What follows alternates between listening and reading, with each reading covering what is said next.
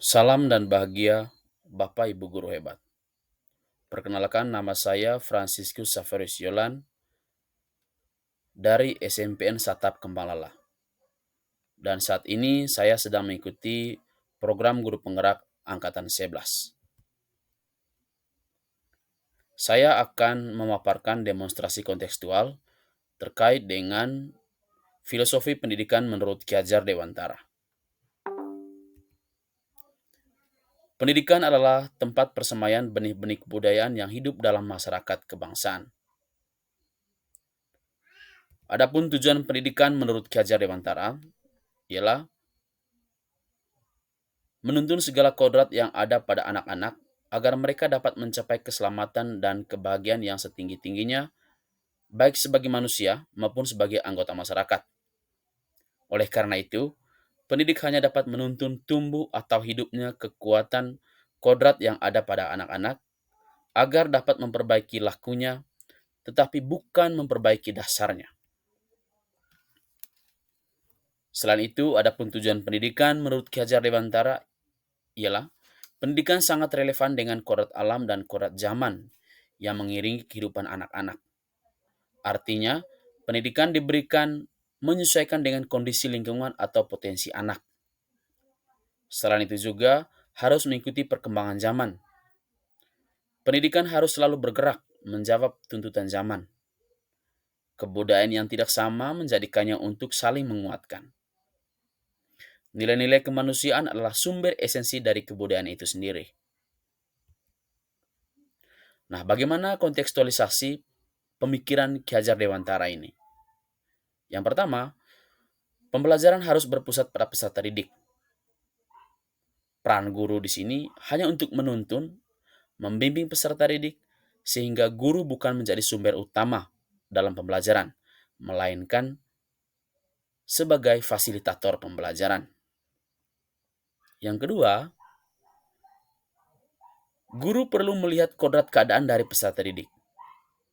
Guru harus bisa memetakan siswa yang sudah siap untuk belajar, gaya belajarnya seperti apa, bakat serta minat dari peserta didik, sehingga mereka mendapatkan pendidikan yang nyaman sesuai dengan kemampuan mereka yang akhirnya mereka selamat dan bahagia. Tiga semboyan pendidikan menurut Ki Hajar Dewantara.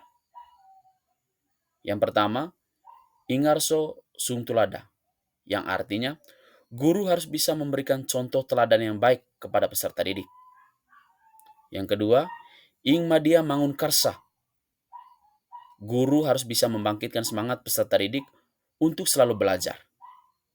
Tutvuri Handayani, guru harus bisa memberikan dorongan, motivasi kepada peserta didik. Bagaimana kontekstualisasi tiga semboyan pemikiran Ki Hajar Dewantara? Yang pertama, pendidik memberikan kemerdekaan dalam belajar bagi peserta didik.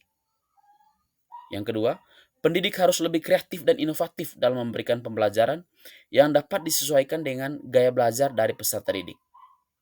Yang ketiga, memberikan pembelajaran dengan mempertimbangkan kodrat keadaan, kodrat zaman dari peserta didik.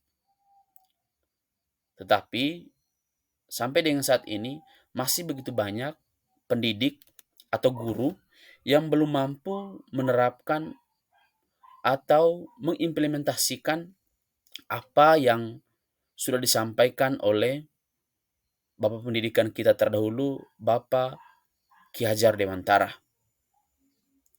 Nah, Bapak Ibu, guru hebat, saya akan sedikit berbagi implementasi pendidikan yang berpusat pada peserta didik yang selama ini kami laksanakan di sekolah. Kegiatan-kegiatan itu diantaranya adalah yang pertama, kegiatan literasi 15 menit sebelum pembelajaran dimulai. Yang kedua, kegiatan pengembangan bakat. Kegiatan ini adalah kegiatan-kegiatan di luar kegiatan intrakurikuler. Contoh dari kegiatan ini adalah peserta didik boleh mengikuti kegiatan ekstra seperti bola kaki, bola voli, tari, dan kegiatan-kegiatan lainnya. Yang ketiga adalah kegiatan pembelajaran sesuai dengan gaya belajar dari peserta didik. Di sini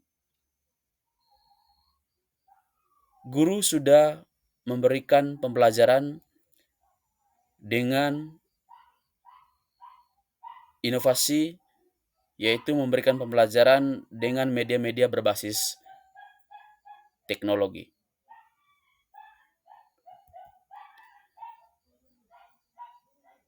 Kemudian yang keempat adalah kegiatan P5. Kegiatan P5 sudah dijalankan di sekolah kurang lebih selama 3 tahun.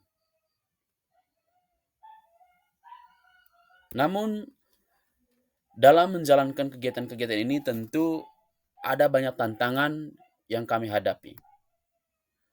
Tantangan-tantangan itu adalah rendahnya minat dan motivasi belajar dari peserta didik dalam melaksanakan semua kegiatan di sekolah. Yang kedua, rendahnya kompetensi yang dimiliki oleh guru dalam implementasi pembelajaran yang berpusat pada peserta didik.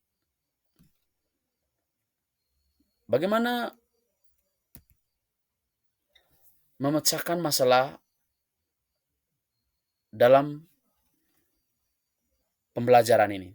Solusinya adalah pendidik harus bisa memetakan gaya belajar murid agar memberikan pembelajaran yang bervariasi, kreatif, dan inovatif. Dan yang kedua, pendidik harus selalu update diri melalui berkolaborasi dengan rekan sejawat di sekolah atau melalui pelatihan-pelatihan yang bisa meningkatkan kompetensi guru. Akhirnya, di akhir video ini, saya menyimpulkan bahwa sebagai pendidik kita harus menuntun, mendidik anak, memberikan contoh dan teladan yang baik agar anak memperoleh pendidikan dengan nyaman dan bahagia. Sekian dan terima kasih. Salam dan bahagia.